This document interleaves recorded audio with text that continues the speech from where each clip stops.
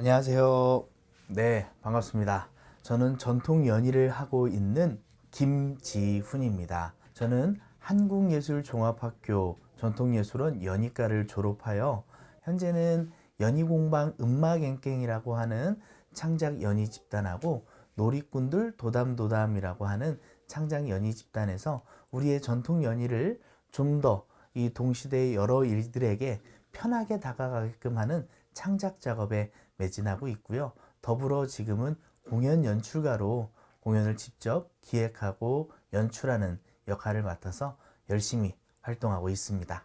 전통연희라고 하는 것은요, 여러분들께서 흔히 아시는 사물놀이, 그리고 농악이라고 하죠. 머리에다가 상모를 쓰고 상모를 돌리면서 악기를 치는 이런 풍물, 농악, 그리고 얼굴에 가면을 쓰고서 연기하고 노래하고 그리고 춤추는 탈춤, 그리고 또 TV에서 많이 보셨을 것 같아요.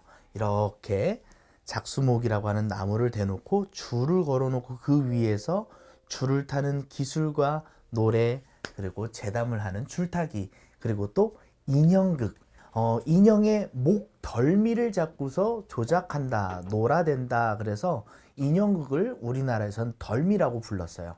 이러한 것들을 전통 연희라고 부르고 있습니다. 제가 이 진로를 선택하게 된 것은 제 유년기로 돌아가서 말씀을 드릴 수 있을 것 같아요. 사고도 많이 치고요. 애들하고 그러니까 짓궂은 장난들을 많이 해서 그 선생님들한테 엄청 혼났죠. 그러다가 이제 중학교 2학년 때 담임 선생님을 만났는데 그 담임 선생님이 풍물반의 담당 선생님이셨어요. 저를 이제 풍물반에다 강제 가입을 시키고, 너는 학교 오면은 조회 전까지 풍물반에 가 있어. 저녁 이제 끝나고서 이제 보통 학원 가잖아요. 그 풍물반에 가 있다가 선생님 퇴근할 때 집에 태워다 줄게. 이랬던 거예요. 그러면서 처음엔 적응 못하고 도망 다니고 다시 이렇게 있고 하다가 조금씩 이제 시간이 무료하니까 치다 보니까 재미가 느껴졌고, 그러다가 또 때마침 대회 나갔는데 어떻게 때마침 또 운이 좋게 입상을 한 거예요. 그러면서 그 계기로 통해서 아, 이거 재밌다. 그리고 상이라는 걸 또 그런 식으로 상을 받은 건 처음이고, 그러다 보니까 이제 재미를 붙이게 됐었죠. 그러면서 이제 중학교 3학년 때부터 거의 이제 전공생처럼 해봐야겠다라는 생각이 들어서 잘하는 선생님 찾아가서 배우기도 하고 그렇게 시작했던 것 같습니다. 진짜 많이 연습했죠. 딴 친구들보다도 많이 연습을 했어요. 고등학교 1학년, 2학년, 3학년 때 아파트 지하 주차장에 내려가서 보통 한 새벽 2시까지 연습을 했어요. 다른 친구들은 이제 레슨이라고 하는 거를 갔다 온 다음에 이제 게임을 하고 하는 친구들도 많았거든요. 근데 저는 늘 갖고 있는 게, 나는 여기 이렇게 어떻게 봤을 때 노력해야지만 성취할 수 있다라는 것을 일찌감치 좀 깨달아서 그렇게 연습을 많이 했었죠.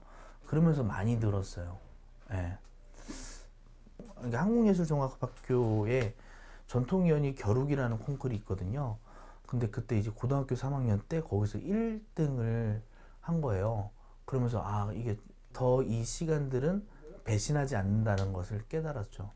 그래서 많이 연습합니다. 어떻게 보면 지금도 다른 사람보다 같이 하는 동료들보다 조금 더 연습해서 내가 같이 도움을 줘야지라는 생각을 지금은 갖고 있어서 그런 게 몸에 밴 것 같아요. 그게 아주 중요한 것 같아요. 전통연희라고 하는 것이 연주, 그러니까 사물놀이, 뭐 풍물에서의 그런 가락, 장단들을 연주하는 것만 있는 게 아니라 무속이라는 것도 같이 있어서 노래도 해야 되고 또 음악에 맞춰서 춤도 추고, 그 다음에 탈춤에 보면 재담이라는 게 있잖아요. 어떤 텍스트가 있는 거죠. 그래서 연기도 해야 되거든요. 그래서 가무악희 종합예술이다, 총체적 종합예술이다라고 보통 연희를 말하곤 합니다. 그래서 저 또한 연주만 하는 게 아니라, 그리고 인형극만 하는 게 아니라 다방면으로 춤도 추고 노래도 하고 연기도 같이 하고 있죠. 네. 이렇게 성장하는 데는 또 저가 자라났던 그 배경이 또 중요했던 것 같아요. 그 양주에서 제가 수학을 했었는데, 양주 농학이라는 것을 또 저희 동아리에서 배웠었고, 그리고 또 이제 저를 처음 이 길에 들어서게 해주신 분이 지금은 이제 돌아가셨는데, 작고하셨는데, 고 김학수 선생님이 계셨어요. 그 선생님 또한 인형극이 전공이셨고, 그리고 극단 미추라고 하는 곳에 배우셨어요. 그래서 또 그 선생님이 지금 생각해보면 또 연출을 하셨었거든요. 그런 선생님에게 배운 것도 큰 작용을 했고, 또 양주라는 곳이 농악도 있지만 양주 별산대라고 하는 국가 무형문화재 2호가 있거든요. 또 저랑 같이 수학하던 친구 아버지가 양주별산대 놀이의 전수 조교님이셔요. 그러다 보니까 뭐 중학교 3학년, 고등학교 때도 계속 가서 탈춤도 배우고, 또 심지어 고등학교 2학년 때인가는 거의 거기서 한 석 달을 살았어요. 연습할 공간이 없다고 말씀을 드렸더니 거의 한 3, 4개월을 그냥 거기서 먹고 자면서 연습을 많이 했었죠. 그때 그러면서 이제 탈춤도 배우고, 예, 악기 치는 것도 배우고, 또 이제 김학수 선생님 통해서 인형술 연기하는 것도 배우고, 또 극단미추에서 많은 레슨들을 받았었거든요. 그 극단미추에 있는 지금은 정말 기라성 같은 배우들인데, 그 이제 그때 당시에 형님들, 누님들 연기하는 것도 보면서 연기도 보고, 그 다음에 그것이 나중에 제가 또 연기를 하는 데 있어서 큰 도움이 됐었죠. 네, 제가 소속되어 있는 연희공방 음악행갱이라는 팀을 간략하게 소개를 드리면요. 연희공방이라는 것은 연희 작품을, 연희에 쓰이는 모든 것을 만들어내는 공방이다. 그 다음에 저희 이름 음마갱갱은요, 음마라고 하는 거는요, 그 깽가리나 장구에서 나오는 그 소리를 입으로 표현하는 것을 이제 구음이라고 해요. 근데 이제 전라도 지역에서 이러한 구음을 음마갱갱 음마갱갱 이렇게 구음을 하곤 합니다. 그래서 우리의 장단 소리를 앞에다 넣는 거고요. 그다음에 이제 갱갱은요, 그 대장간에서 보면은 뭔가를 주물을 두들길 때는 깽깽 깽깽 하는 소리가 나죠. 그래서 음마갱갱은 장단과 그다음에 우리가 이렇게 인형을 만들거나 탈을 만들거나 그러한 성격을 부여해서 만들어 놓은 이름이 되겠습니다. 실제로 저희 팀에서는 저희 작품에 쓰이는 모든 소품들을 직접 만들어요. 포스터부터 모든 것을 그리고 제작하고 인형도 만들고 악기도 만들고, 네, 그렇게 활동하고 있습니다. 보통 이제 활동은 창작 분야 쪽으로, 그러니까 창작 연희 쪽으로 많이 활동을 하고 있어요. 일단 연희공방 음악연계의 주요 레파토리는 꼭두 80일간의 세계 일주라는 것이 있습니다. 꼭두라고 하는 것은 인형을 얘기하잖아요. 그 중에서도 이제 박첨지라고 하는 우리나라 덜미에서 주인공이라고 하는 인형이 있어요. 주인공으로 뽑는 그 박첨지가 뭐 학업, 취업, 뭐 우리가 지금 동시대 우리가 겪고 있는 그런 고충들 때문에 너무 힘들어서 생을 마감하려고 하는데, 저승사자가 나타나서 80일간의 세계 일주를 하고 다시 저승문 앞에 오면은 그때 이제 너를 받아주겠다 라고 하면서 이야기가 시작이 되죠. 그러면서 이제 박첨지가 80일간의 세계 일주를 다니면서 친구를 사귀게 되고, 그 다음에 취업과 학업의 그런 고민에서 벗어나서 자기 삶을 보다 유익하고 보람되게 살 수 있는 방법들, 그런 경험들을 얻게 됩니다. 그런 게 있고, 또 이제 아기돼지 삼형제 동화죠. 근데 그걸 이제 국악 동요극으로 만들어서 노래로, 어떻게 보면 약간 좀 뮤지컬 양식이라고 보면 돼요. 이야기의 전개 자체를 노래로 풀어냅니다. 연희도깨비라고 하는 것은 이제 그것도 이제 전래 동화를 가지고 온 거고요. 그거는 이제 혹부리 영감이라고 생각을 하시면 됩니다. 놀이꾼들 도담도담에서는 이제 덜미장수라 그래가지고 어떻게 보면 그거는 게임의 양식을 갖고 왔어요. 그래서 관객이 직접 현장에서 박수치고 큰 박수를 치거나 큰 호응을 받은 사람을 주인공으로 선택할 수가 있는 거예요. 그리고 이제 게임의 이런 움직임들, 뭐 제한적이고 반복적인 움직임들을 탈춤에다가 같이 붙여서 탈을 쓰고 그런 움직임들을 하는 거죠. 탈춤에서도 보면은 되게 일상적 보행이나 이런 것이 아니라 탈춤에서도 되게 제한적 움직임들을 하거든요. 이렇게 춤을 출 때도 마찬가지, 걸어갈 때도 그냥 걸어가는 게 아니라 이렇게 춤을 추는 양식으로 양식화되어 있는 보행을 걷죠. 그런 것을 가지고 그 원리를 갖고 와서 게임에 덧입혀서 거기다가 이제 관객이 현장에서 이들을 조정할 수 있게끔 해서 연출했던 게 이제 덜미장수라는 공연인데요. 저희가 중점을 두는 것은 쉬운 소통이에요. 인형이라는 쉽게 아이들이 흥미를 갖고 수 있는 그런 한 어떤 매체 요소를 가지고서 조금 더 쉽게 교훈을 재미나게 줄 수 있는 거. 그리고 또 다른 쉬운 소통이라고 하는 것은 우리가 지금 겪고 있는 상황, 그 아이들도 지금 겪고 있는 것들을 같이 넣어서 하는 80일간의 세계 일주 같은 경우에는 학업, 취업의 난, 뭐 이러한 우리 지금 청년들이 갖고 있는 이야기를 담고 있고요. 그다음에 아기 돼지 삼형제 같은 경우에는 한 명은 이제 식탐, 먹고 싶은 다른 거 막 먹고 싶어서 새길로 빠져가지고 한다는지, 그 두 번째 돼지는 스마트폰에 중독이 돼서 이렇게 한다는지, 그리고 세 번째 돼지는 울보, 엄마 말 듣지 않고 맨날 울기만 하는, 그래서 그 세 번째 돼지가 눈물을 뚝 끊치고 벽돌집을 완성지었다는, 이렇게 그러한 지금의 아이들이 겪고 있는 그러한 부분들을 같이 메시지에 같이 넣어놨죠. 그런 것들이 있습니다. 그래서 저희가 생각하는 소통들은 쉬운 소통, 거기에 중점을 두고 있어요. 그 탈춤은 제가 유년기에 이제 양주라는 고향을 배경으로 해서 수학을 하게 된 건데요. 그 탈춤을 지금 아주 중요하게 생각을 하고 있습니다. 왜냐면은 몸으로 표현할 수 있는 언어거든요. 그 탈춤을 보면은 탈짓이 있고, 그 다음에 이제 춤이 있고, 재담이 있고, 소리가 있는데, 일정 반복적인 패턴을 몸짓으로 만들어내고, 그걸 가지고서 춤을 추고, 거기다가 이제 사방을 둘러볼 때라든지 이런 식으로 해가지고 이렇게 둘러보는 그러한 언어적인 것들도 만들어낼 수 있고, 그러다가 요것들을 한번 해체해보고 싶다. 어떻게 보면은 연출가적 마인드가 작용을 한 거겠죠. 천하제일탈 공작소라고 하는 우리나라에서 탈춤을 가지고서 가장 활발하게 그리고 지향적으로 작품을 만드는 단체예요. 같이 이제 공연도 하고 하는데요.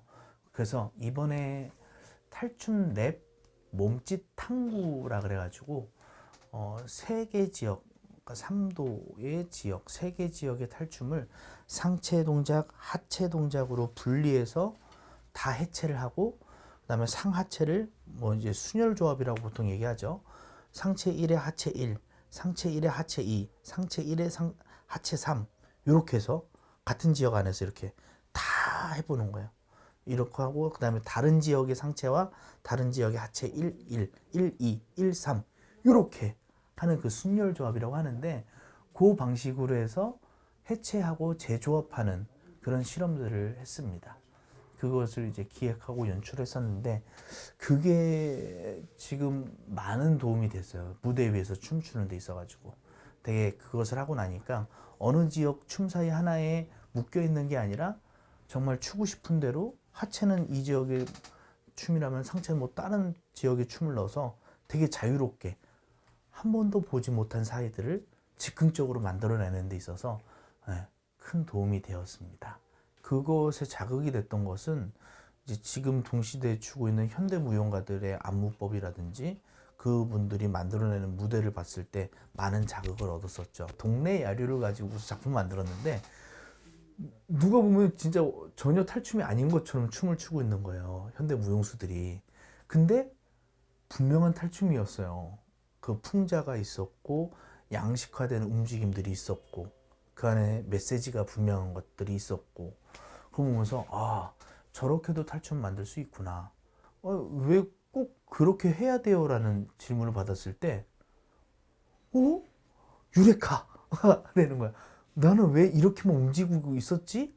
그 할 줄 아는데도 불구하고 전통의 판이라서 그렇게 추는 것들의 무대를 지금까지 했다면은, 이제는 그것을, 그 기술, 원리와 기술을 이렇게 우리가 익혀서 또 다른 무대들을 만들어내고 싶다는 생각이 드는 거예요. 그리고 거기에 자유로운 춤꾼으로 서고 싶다는 생각. 그리고 이 방법, 이 아카데미틱한 방법이죠. 어떻게 보면 순혈조합부터 해가지고 어울리고 안 어울리고 균형이 맞고 안 맞고 또 균형이 안 맞음에도 불구하고 괜찮고 이런 것들을 다 했는데 이러한 학습법이 또 후대에 우리 같이 하는 동료나 아니면은 아래의 후배들이 이러한 방법을 통해서 보다 정말 자유로운 새로운 자신들만의 사회들을 만들어냈으면 좋겠다라는 생각으로 이제 기획하게 되었죠. 전통연희의 매력은 이제 관객하고 즉각적인 소통이 가능하다는 거예요. 우리나라 공연예술 문화의 가장 큰 특징이라고 할 수 있죠. 우리나라는 그런 게 있잖아요. 추임새라는 게 있잖아요. 관객들이 보다가 좋으면은 얼씨구 좋다. 아, 그 조금 더 해봐라. 막 이런 식으로 해가지고 관객과 그다음에 연행자가 이 소통이 된단 말이에요. 그런 것들이 우리 전통 연희의 가장 큰 특징이라고 말할 수가 있어요. 그 저는 그 특징에 매료돼서 전통 연희를 하고 있는 거고요. 그 안에서 소통을 하면서 또 극이 전개되는 작품, 덜미장수 같은 것도 만들어낼 수가 있었던 거고, 그다음에 또 저희 작품들 보면은 뭐 관객의 힘을 받아가지고 극이 전개되는 꼭지들을 하나씩 꼭 만들어 놓거든요. 행위하는 예술인들이 정말 힘을 많이 얻어요. 관객들이 얼씨구 하면서 막 이렇게 하면은 거기 힘 받아서 또 더 나오고, 제가 생각하는 연희의 가장 큰 매력은 그건 같습니다. 전통 연희를 이제 진로로 선택해서 수학한다고 했을 때 여러분들이 찾아갈 수 있는 곳들을 대략적으로 설명을 드리면은, 공연을 많이 하고 있는 단체는 어떻게 보면 그 안에 훌륭한 배우들, 훌륭한 연출가들, 훌륭한 연희자들이 있기 때문에 공연을 지속적으로 계속 많이 하고 있는 거예요. 그래서 그런 단체를 찾아가는 게 제일 좋다라고 말씀을 드릴 수 있습니다. 그런 단체를 찾아가면은 거기에는 꼭 좋은 선생님이 계세요. 그래서 그렇게 해서 이제 선생님과의 연을 맺어서 학습을 하시는 게 진로를 탄탄하게 갈 수 있는, 안정적으로 학습을 할 수 있는 좋은 방법이고요. 또 그런 부분들이 아무래도 이런 단체들이 또 쉽게 갈 수가 없다 그런다면은 그 지역에 보면 무형문화재 단체들이 있어요. 뭐 경기도 평택의 평택농악이라든지 뭐 진주 사천에 보면 진주 삼천포농악이라고 하는데요. 거기라든지 뭐 강릉에는 강릉 단오굿, 뭐 강릉 관노 가면극, 뭐 그다음에 강릉 농악, 뭐 이러한 연희의 종목 안에 들어가 있는 그런 단체들, 무형문화재 단체들이 있습니다. 그럼 무형문화재 단체들은 그 안에서 기초교육들을 무료로 하고 있어요. 국가 사업비를 받아서. 네, 그런 곳에서 처음 수학을 한 다음에 어느 정도 학습을 닦아나가시는 것도 좋은 것 같아요. 요즘 들어서 이제 전통 연희가 현대인들에게, 우리 동시대인들에게 관심을 조금씩 받고 있어요. 어떻게 보면은 이렇게 관심을 받아왔던 것은 하루아침에 많은 관심이 쏟아진 것이 아니라 그 예전부터 조금씩 우리의 전통 연희를 가지고서 창작 작업으로 일구어왔던 우리 선배님들의 역할이 있었기 때문이라고 저는 말씀을 드리는데요. 여러분들이 흔히 알고 있는 이 사물놀이도 창작이었습니다. 그 풍물에서 쓰는 악기들 한 30명, 40명이 여럿이서 마당에서 상모 돌리면서 연주하던 것을 실내악으로, 실내에 들어와서 극장용 공연으로 4명이서 연주를 시작한 게 이제 사물놀이라고 우리가 지금 말하고 있는 것이거든요.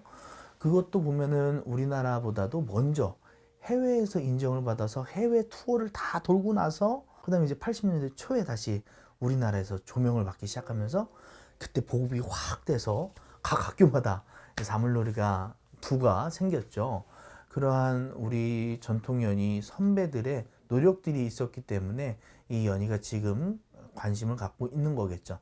지금 당장의 가치보다도 이것은 시간이 지나고 했을 때 그 가치가 훨씬 커지고, 네, 빛날 거라고 이렇게 말씀드리고 싶습니다.